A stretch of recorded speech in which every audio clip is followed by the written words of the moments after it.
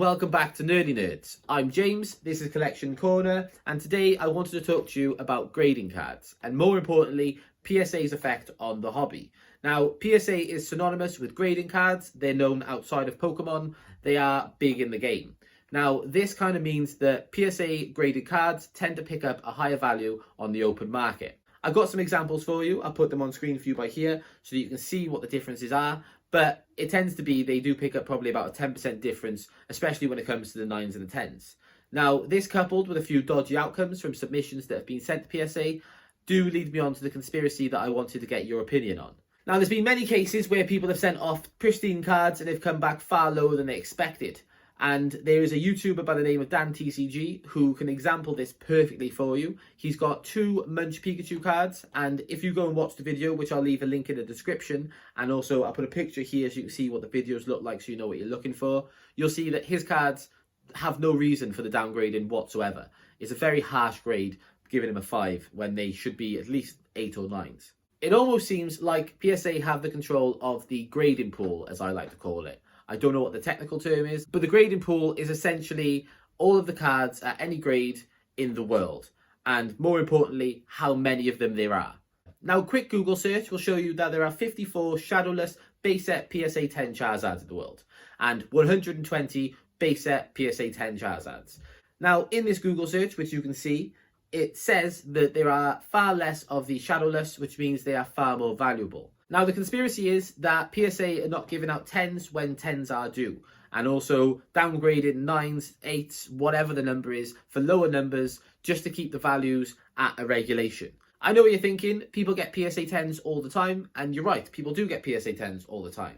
But you'll notice that once a card becomes popular or in demand or valuable, the grading system seems to deteriorate, and the grades get worse and worse, and they don't seem to have a fair judgment anymore. Now, if you look at other grading companies like BGS, it is very difficult to get a BGS 10, but a BGS 10 still won't fetch you as much as a PSA 10. And in all honesty, BGS are, for me, far more reliable, because a BGS card basically gives you the grade on the slab. You know what you're getting, you know what the issues are, you have 4 categories that you can review yourself. So this kind of means that they don't get as many complaints about the grading as other companies do, because it's all laid out for you. It's quite simple. PSA don't do this. They give you a little piece of paper with the slab, and that'll give you the information on the card of what the damage is. Now, these are usually very vague and very difficult to spot what they're actually getting at. And PSA also can't be held accountable for their grading. So they can essentially be as sneaky as they want to be, really. I don't want this to be a witch hunt for PSA. I will most likely still use them in the future. It's a company that I think, as a Pokemon collector, I probably will run into many, many times. And in all honesty, this video will probably mean that I'm going to get a PSA 6. But bugger that, whatever the situation is fine. Another thing I wanted to talk about was ace grading. Ace grading is very soon to be launched from what I can see on Twitter. So I wanted to know where you guys think it sits in the grading world. For me, I'm really excited about the concept. But I do think the cards aren't going to be as valuable as PSAs or BGSs, simply because you can make them so personal, and something that you love, someone else may not love as much, so it might be a harder sell in the future.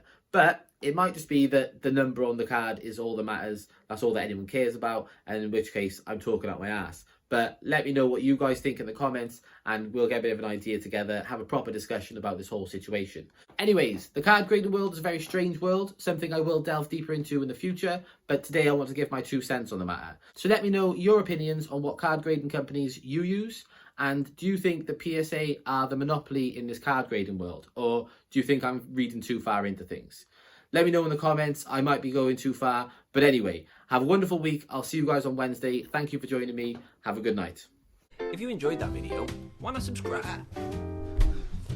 If you enjoyed that video, why not subscribe? It'll help me and Natty continue to do the work that we're doing, and hopefully you'll enjoy it. Thanks.